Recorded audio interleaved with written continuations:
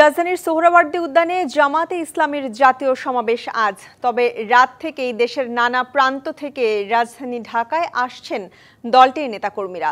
দুপুর 2টা থেকে শুরু হবে মূল আনুষ্ঠানিকতা। সকাল থেকে দলে দলে সমাবেশস্থলে জড়ো হচ্ছেন নেতাকর্মী ও সমর্থকরা। সোহরাওয়ার্দী উদ্যান এখন জনসমুদ্রের অপেক্ষায়। সমাবেশ ঘিরে ইতিমধ্যে প্রস্তুত মাঠ, টানানো হয়েছে banner, festoon, chair, toilet, giant screen. দলটির আশা, জাতীয় সমাবেশে 10 লাখেরও বেশি মানুষের সমাগম ঘটবে। প্রত্যাশা, সমাবেশ থেকেই আসবে দেশ সংস্কার ও নির্বাচনের দিক নির্দেশনা।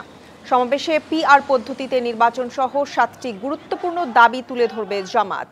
জামাতের অন্যান্য দাবিগুলো হলো 2024 সালের 5 আগস্ট সহ পূর্ববর্তী গণহত্যার বিচার নিশ্চিত করা, রাষ্ট্রের সর্বস্তরে মৌলিক সংস্কার আনা, ঐতিহাসিক জুলাই সনদ ও ঘোষণাপত্র বাস্তবায়ন, জুলাই অভ্যুত্থানে শহীদ ও আহতদের পুনর্বাসন এবং প্রবাসীদের ভোটাধিকার নিশ্চিত করা এবং রাজনৈতিক দলগুলোর জন্য সমান সুযোগ ও লেভেল প্লেয়িং ফিল্ড নিশ্চিত করা।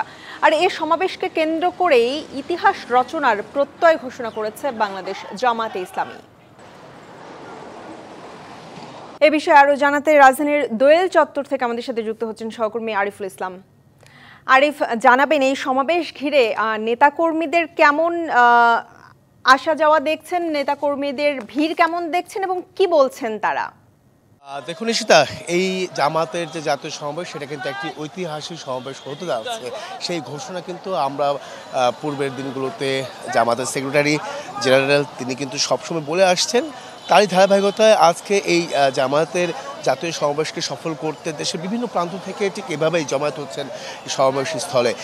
যেহেতু এই দোল চত্বর থেকেই যে নেতাকর্মীদের ঢল নেমেছে বলা যায়, সেই চিত্রটা কিন্তু দেখার মতো। কারণ হচ্ছে জামাতের যে 7 দফা দাবি, সেই 7 দফা দাবি বাস্তবায়নের লক্ষ্যেই কিন্তু এই সমাবেশ, বিশেষ করে জাতীয় নির্বাচনকে কেন্দ্র করে পিআর পদ্ধতি সংস্কার এবং কে নিহত এই জুলাই অভ্যুত্থানে যারা শহীদ হয়েছেন তাদের বিচারের যারা তাদের জড়িতদের বিচারের দাবিতে এবং কি শহীদ আহতদের পুনর্বাসন ব্যবস্থা, এই সমস্ত নিয়েই পুরো 7 দফা দাবি তারা কিন্তু বাস্তবায়নের লক্ষ্যে আজকে এই সমাবেশ ডেকেছে। এবং কি সেই সমাবেশ ঐতিহাসিক সমাবেশ হবে, কারণ হচ্ছে গতকাল রাত থেকেই আমরা দেখেছি সমাবেশকে কেন্দ্র করে তারা এই সোহরাওয়ার্দী উদ্যানের উদ্দেশ্যে বিভিন্ন জায়গা থেকে কিন্তু তারা ইতিমধ্যে জড়ো হয়েছেন এবং কি এখনও আসছেন। যেহেতু সমাবেশের মূল যে আয়োজন, মূল যে বক্তা, মূল যে কেন্দ্র নেতৃবৃন্দ বা বক্তব্য দেবেন সেটা কিন্তু দুপুর 2টা থেকে আনুষ্ঠানিকতা পুরোদমে শুরু হবে।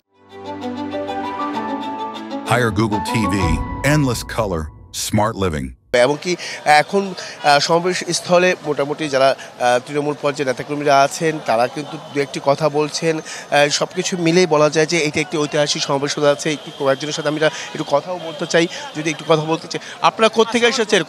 খুলনা জেলার কয়রা থানা থেকে, একেবারে শেষ সীমানা, তার উপায়ে জঙ্গল ছাড়ার কিছু নাই। আমরা সেই সীমানা থেকে আসছি। কি আজকে কি চাওয়া পাওয়াটা কি থাকবে? আজকে আমাদের চাওয়া পাওয়া 6 দফা দাবি, 7 দফা দাবি।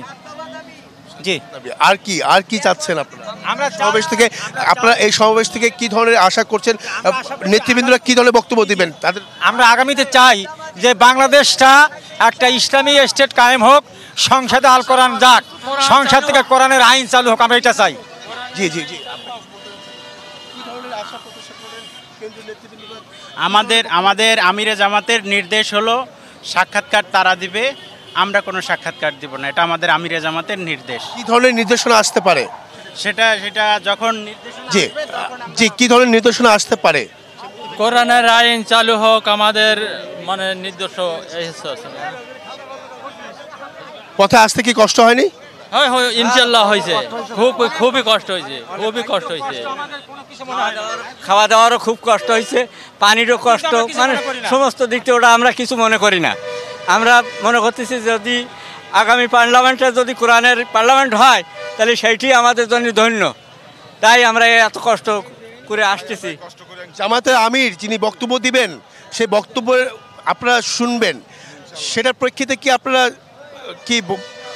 আমরা ইনশাল্লাহ জামাতে ইসলামের পক্ষপাতী এবং পক্ষে যাচ্ছি রাষ্ট্র কায়েম হোক, ইসলামী রাষ্ট্র হোক, এটাই কায়েম করি ইনশাল্লাহ। ধন্যবাদ।